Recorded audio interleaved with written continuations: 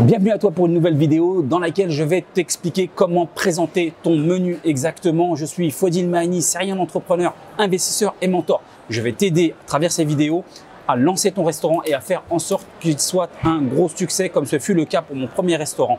Je te disais donc comment présenter concrètement ton menu, c'est-à-dire quelles sont les différentes dispositions, comment tu dois mettre tel produit plutôt qu'un autre à tel emplacement. Je vais te les décrire. Alors, tout d'abord, t'expliquer pourquoi est-ce important. C'est très important de placer donc les produits au bon endroit pour faire en sorte que tu augmentes ton panier moyen. Alors le panier moyen, qu'est-ce que c'est? Le panier moyen, c'est une moyenne de ce que dépensent tes clients lorsqu'ils viennent, lorsqu'ils rentrent chez toi et lorsqu'ils consomment chez toi.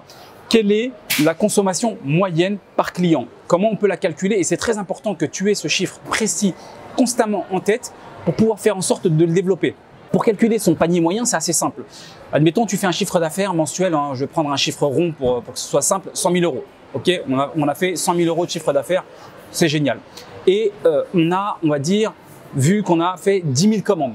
Pendant tout ce mois où j'ai réalisé 100 000 euros, j'ai fait 10 000 commandes, c'est-à-dire que 10 000 clients ont commandé, ont consommé. Donc, ça me donne un panier moyen de 100 000 euros divisé par 10 000. Okay, le chiffre d'affaires que je divise par le nombre de commandes, le nombre de clients que j'ai eu sur la même période, ce qui me donne un panier moyen de 10 euros. Ça veut dire qu'en moyenne, c'est une moyenne, ça signifie que forcément ça peut être plus, selon les clients, ça peut être plus ou moins, mais en moyenne, j'ai un client qui dépense 10 euros à chaque commande. Et moi, l'objectif, c'est à travers cette vidéo notamment, c'est te dire comment faire en sorte que je passe de 10 euros ne serait-ce qu'à 11 ou 12 euros à l'augmenter, ne serait-ce que de 1 euro, d'accord, mon panier moyen, en dirigeant mon client plutôt vers des produits où je vais faire plus de marge ou plus de chiffre d'affaires plus exactement. Donc ça, c'est ça le but du jeu, et faire en sorte, juste à travers des dispositions de mon menu, ok, mettre les produits au bon endroit pour faire en sorte que l'inciter à aller plutôt acheter tel produit qu'un autre. Parce qu'il faut savoir que la plupart de tes clients qui arrivent dans ton restaurant, pour beaucoup, sauf ceux très réguliers et très fidèles, mais pour une grande majorité, ils vont commander un petit peu au feeling et ils vont pas forcément avoir en quelques secondes, voilà, parce qu'en général pour faire son choix, ça prend une dizaine de secondes, pas plus. Donc du coup, il va prendre un petit peu le premier produit comme ça qui va lui passer sous les yeux.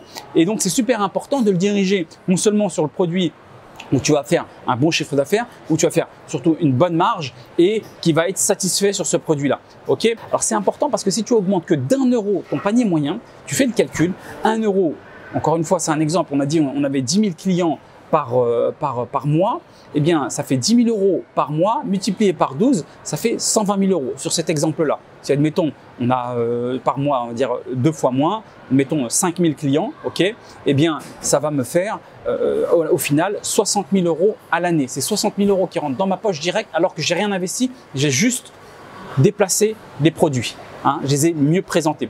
Alors, comment on va s'y prendre concrètement maintenant? Alors, première chose, concernant la présentation au niveau des prix. Donc, j'en ai parlé sur une vidéo où je donne quelques moyens pour influencer le comportement ou l'achat du consommateur, parce qu'il existe des moyens, des techniques pour pouvoir influencer dans une direction plutôt que dans une autre un consommateur. J'ai fait une vidéo là-dessus. Je t'invite à la checker, à la regarder. Et en gros, pour faire court, par exemple, je vais te donner juste quelques éléments. Par exemple, sur le prix, il faut impérativement, juste concernant le prix, il ne faut impérativement jamais mettre de sigle de prix. Ça lui rappelle la dépense, ça lui rappelle qu'il va devoir payer. Donc ça, on va bannir tout sigle de prix.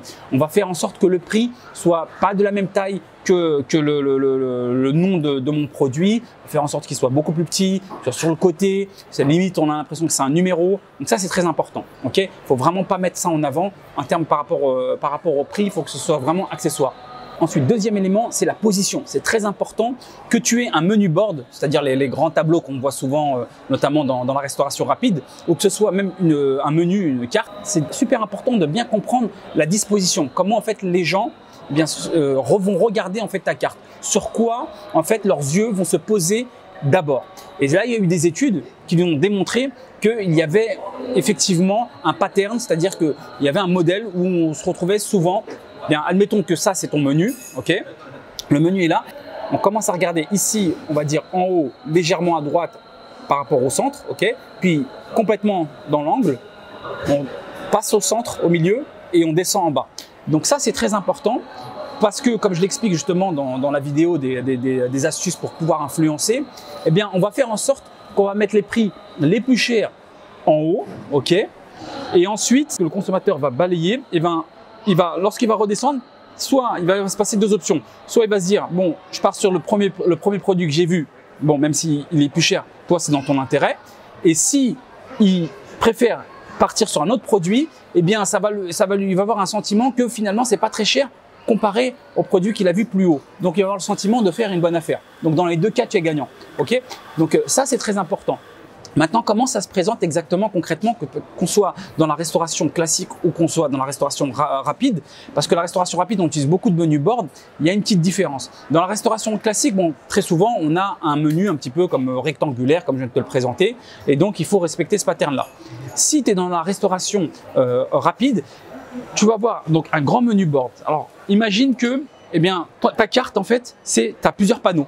Eh bien, ton premier panneau, où tu vas mettre les produits donc, le plus important, ça va être dans l'axe, au centre. Okay, et là, tu vas faire la même chose, comme on a dit. Donc, en haut à droite, les produits les plus chers. Et après, on descend, et ainsi de suite. Et en bas, vraiment, les produits les moins chers. Okay, donc ça va être ta gamme de produits. Pour chaque gamme de produits, tu vas avoir un panneau. Et ça, c'est très important, par exemple, aussi, c'est de bien classer. C'est de bien classer en fait tes produits par famille. Très souvent, on voit des menus boards où on a tout un paquet de listes de produits, des menus vraiment où limite on est perdu. Et donc du coup, ça a tendance un petit peu à nous stresser en tant que consommateur, en tant que client, parce qu'on ne sait pas quoi choisir et on a l'impression qu'on va faire le mauvais choix. Et donc ça, il faut l'éviter. Par exemple aussi, c'est super important sur ton menu board. Eh bien, il faut que tu aies impérativement que tu aies plusieurs familles de produits, que ce soit organisé. On sait que voilà, ici, je vais avoir, mettons, des pâtes, ici, je vais avoir des burgers, ici, je vais avoir des pizzas et ainsi de suite. Ok. Et c'est séparé. Ça, c'est un point très important de bien organiser son menu board. Premier point. Deuxième point, de pas avoir trop de familles. Parce que si tu as trop de familles de produits, forcément, ta qualité, elle est pas bonne. C'est très compliqué, voire impossible de passer du coq à l'âne, de faire à la fois du burger, à la fois des pâtes, à la fois de la pizza, à la fois, voilà. Forcément, ta qualité, elle va se ressentir à un moment ou à un autre. Donc, ça, je déconseille aussi d'avoir trop de familles de produits. Et enfin, d'avoir, par contre, plusieurs variantes dans une famille de produits. C'est intéressant. Parce que ça te permet de faire des économies d'échelle. Par exemple, si tu dis, voilà, je fais, par exemple, de la pizza, bah, je vais faire 4 ou 5, admettons, variantes de ma famille pizza, parce que ça me permet de faire des économies d'échelle, puisque je vais utiliser principalement les mêmes ingrédients, la pâte, la sauce tomate, ainsi de suite, le fromage et tout ça. Donc, voilà comment, à mon sens, tu dois un petit peu organiser ta carte, ok, à la fois au niveau d'une gamme pas trop large, plusieurs variantes pour chaque famille de produits, et ensuite ta présentation. Dernier point qui est extrêmement important, c'est que au préalable, comme je l'ai expliqué dans la vidéo des calculs des coûts, tu dois savoir exactement quelle famille de produits et même précisément quel produit tu fais le plus de marge, ok? Et ce produit-là, cette famille-là, tu vas la mettre en avant. Par exemple, comme je disais, pour reprendre l'exemple du menu board, si tu as plusieurs familles de produits, eh ben, la famille de produits où tu fais le plus de marge, ok, parce que tu as calculé tes coûts. Si tu veux savoir un peu plus dans le détail, j'ai fait une vidéo là-dessus. Tu as calculé tes coûts et tu sais que sur cette famille de produits, tu fais le plus de marge, donc tu vas le mettre dans l'axe. Ok, je vais le mettre dans le centre pour que lorsque les clients arrivent, voient directement cette famille de produits pour les pousser davantage à les commander cette famille de produits et donc augmenter mon panier moyen et donc mes revenus. Ok, donc ça c'est très important. Et ensuite, dernière astuce qui est aussi très importante, c'est de mettre un sorte de conseil du restaurateur. Par exemple, comment ça peut se présenter du genre coup de cœur du restaurant sur tel produit.